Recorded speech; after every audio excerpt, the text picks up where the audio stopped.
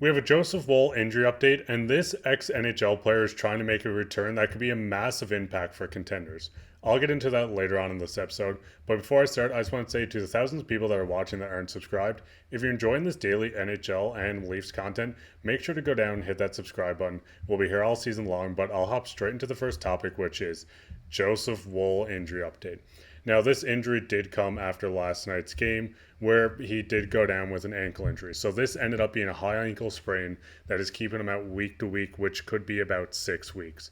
With this quote, this is from Sheldon Keefe. He said, "He's been playing so well and he's building such great momentum here on the season and his career.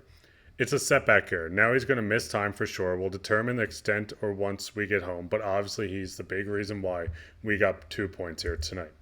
Woll was making his fifth consecutive start of the season, earning more playing time after putting up 8-5-1 record with an 2.8 goals against average and a 916 save percentage in 15 games. Now, this did come out today that Joseph Woll is out due to a high ankle sprain. This was a previous injury that he has suffered before in his career, and this is going to keep him out week to week. The estimated return is middle of January, maybe late January. So at this current point, the big question with the Leafs fans are, who do we run with Woll out? Now, the good thing is losing Woll is a bad thing, I should say. Losing him, he's 25 years old. He's been having an incredible season. He's building off momentum that he had last year in the regular season and going into the playoffs. But with losing Woll, we do have two guys that can step in. Ilya Samsonov being the number one option. We've seen Samsonov play last year. We've seen how he can play.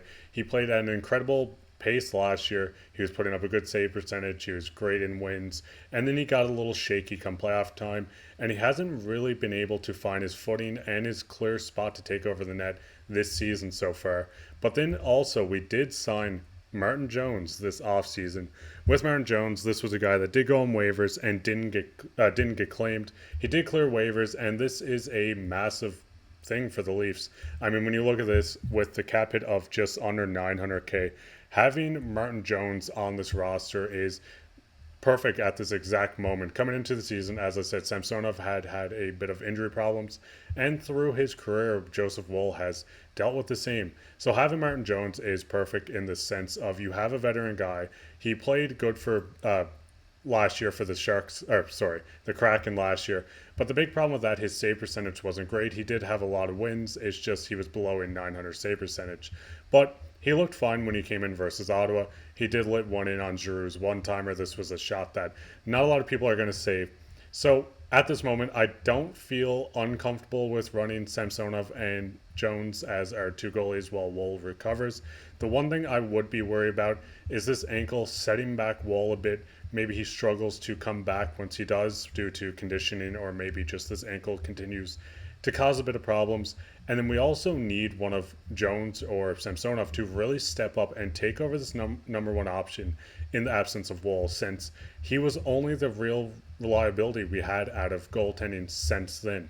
So it's going to be quite interesting just to see who takes over the starting spot. If we see Martin Jones maybe come in, steal the starting spot, look phenomenal, do we maybe look at a Samsonov move once Woll comes back, or do we just keep all three for these situations when one of the others go down? I know Hillaby was looking great in the AHL, but this is a guy with no NHL experience, so I wouldn't want to throw him to the Wolves and just expect him to come in and play outstanding. But with the second thing we will talk about today, and this is Jesse Puljujarvi eyeing a return. Now, Jesse Puljujarvi is a name that you probably heard multiple times. This is a ex-NHLer who was drafted by the Edmonton Oilers, and per Chris Johnson, he said, at the end of the week where NHLers with hip-related alignments were in the spotlight, the word is that Jesse Puljujarvi has been cleared by doctors for full contact training. He's working his way back from a hip surgery last summer and remains a free agent. Now, Jesse Puljujarvi was a former first overall pick. He was a top 5 pick. And when you do look at Jesse Puljujarvi's career, you can kind of see that he has never really had an incredible season to be justified of such a high pick. But when you do kind of look at the numbers, with Edmonton in 2021, he did put up 14 goals, 22 assists for 36 points. He did also put up 15 goals, 10 assists for 25 points with the Oilers as well. With his offensive potential, it hasn't looked outstanding. Another big thing to be worried about is the double hip surgery. We've seen a lot of guys, Nick Backstrom being the first casualty of it, of a guy coming back with a double hip surgery and not being able to really play at their full extent. Now, Backstrom's age compared to Puljujarvi only being 24 is a big difference, but with this, you still need to worry a tiny bit. But when you do look at the numbers, as I said, they aren't super impressive. But the big thing you do need to look at is his hitting. Puljujarvi has had seasons with 101 hits, 81 in just 65 games, 139, and 112. He also, you can see there was 27th in Selke voting. I mean, this is nothing to really look at in an extensive way. But overall, Puljujarvi could be a great add for maybe a couple of contending teams. Carolina might swing back and have a look at this guy to bring him back after they didn't qualify him due to the injury and the surgery needed. This is a guy, maybe the Rangers, Vegas, the Toronto Maple Leafs are a team that I think should be heavily interested in this guy. I mean, when you look at the Leafs as a whole, the fourth line has looked fine in Gregor, McMahon, and Kempf. Ryan Reeves has kind of circled in here and there. But Puljujarvi could be another aspect that you can bring into this fourth line to bring a bit more physicality and still add a bit of offense. As I said, there's still a bit of offensive potential, 14 goals, 15, 12 at the age of 19.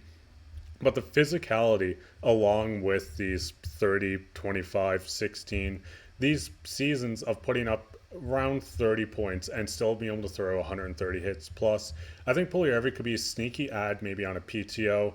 This is a guy that you could maybe bring in and sign to the Marlies on a PTO, see how he plays with them. There's so many options that can just justify bringing in Puljujarvi on this deal. As I said, the hitting, he offers a bit of blocking. He can still shoot a tiny bit, even strength points. He hasn't really been exposed to the power play, as you could see, 2 power play points, 3 power play points. So it kind of brings you to the situation of, is it worth taking a flyer on this guy? In my opinion, I think a contending team definitely should, as if that could be a AHL PTO, an NHL PTO, sign him to a 2-way contract. I think he just wants to get back in the league after having his surgery, show that he still has this potential of his number 3, number 4, I forget which pick it was, sorry about that.